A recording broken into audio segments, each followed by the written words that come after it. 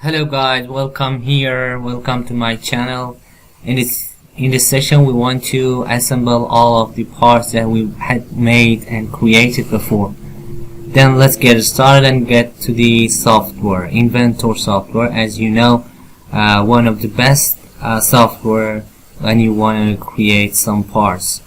So we want to go to the Assemble tab and press the Constraint tab. Then here we can find some two parts and assemble them together. First, this is a shell and tube heat exchanger, and we want to have some relationship between all of these parts. So we want to choose one hole first.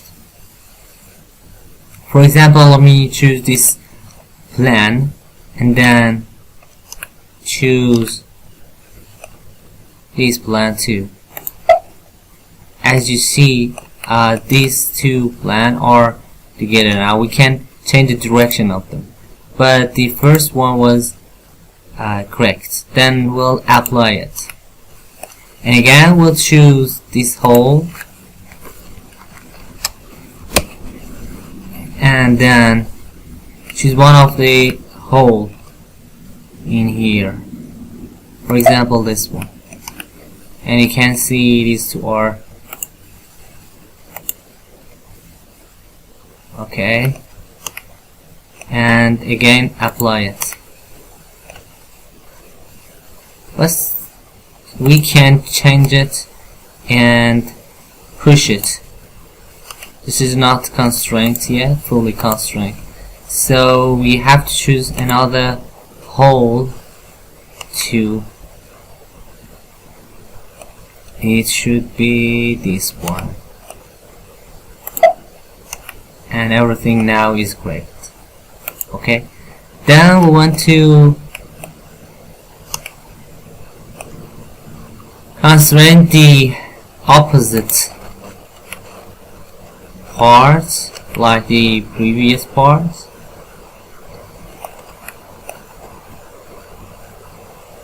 I will choose this plan, and again this follow the same process for this part. Apply it first, then I will choose this hole and this one and press OK. But as I said before, this is not fully constrained yet. Okay, so we have to choose and constrain two other holes to be fully constrained. Okay, now everything is okay with that, and then I have to go back to the previous one and choose this plan, and then I will choose the opposite plan of the other parts. So I will apply it, and again I have to choose one hole of this part and a hole, not different, which hole I should choose, and click OK. So as you can see, this is not fully constrained. Then let me choose another hole. This time I will choose the next hole next to the previous hole. Okay, so I will apply it, and now if I drag it, it is fully constrained and don't move. Then let me follow the similar process for this side of the heat exchanger. I will choose these two plans and they apply it, and then again I will choose some other two holes, and I will OK it. You can see this is not constraints, then I have to do the same process for other two holes again. I will choose these two holes, and now everything is okay. But it is not finished yet, and I have to actually bring these two parts together. So I will choose one of these parts and with these parts, and right click and choose isolate. And now I can choose two of these, but let me first I have to be sure that which hole I have to choose to be constrained and mate them together. Now it is better. Yeah. So I will choose this one and then this one. As you can see, this is, but I have to okay that, and again to be sure to choose the right hole.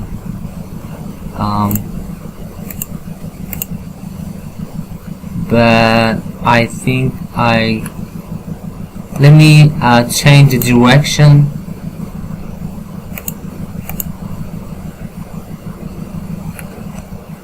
Okay. Oh yeah. Yeah, I choose the wrong hole. Then let me delete this mate.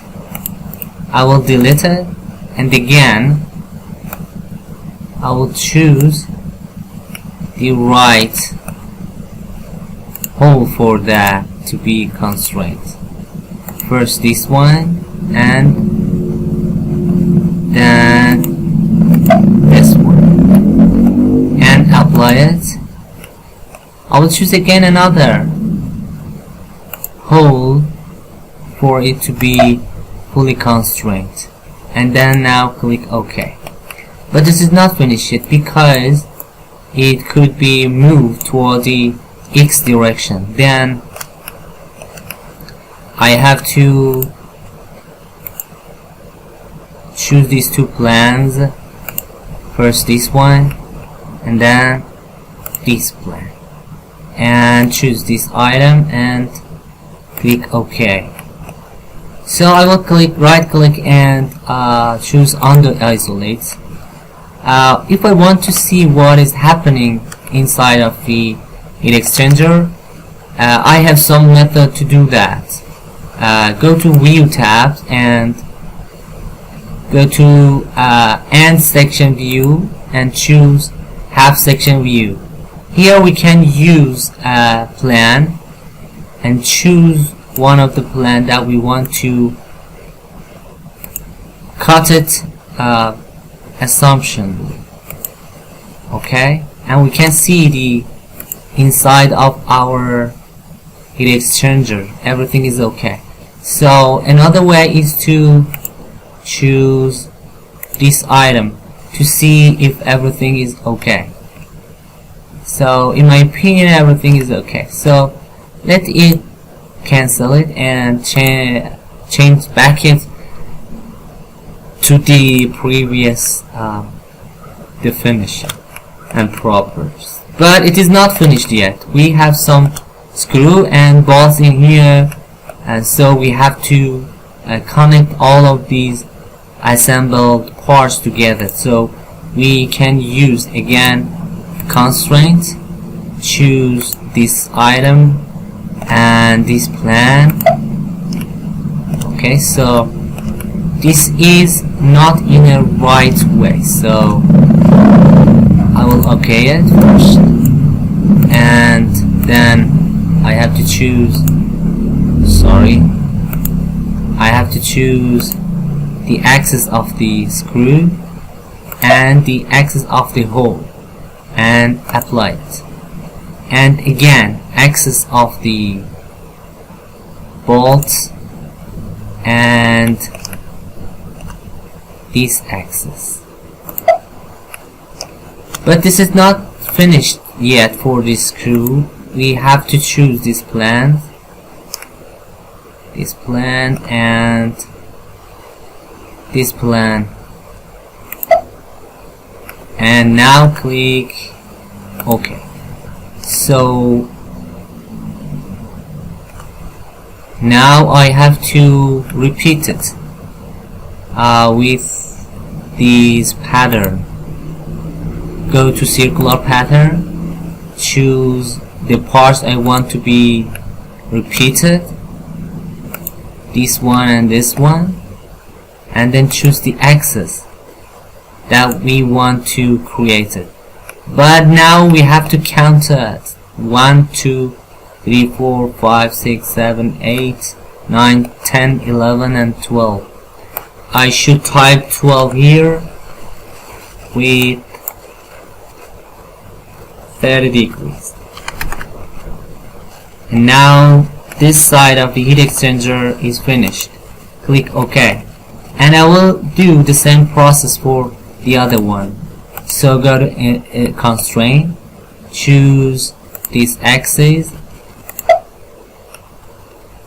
and apply it. Again, I will do it for the other part, which is the wrong way, so I will choose these items. Okay, apply it, and now I have to choose this plan and this plan too. But this is not finished yet because I have to constrain this screw with these parts. Okay, so now this is finished for this one, but this is not completed yet. Then I will do the same process as I did with the previous parts.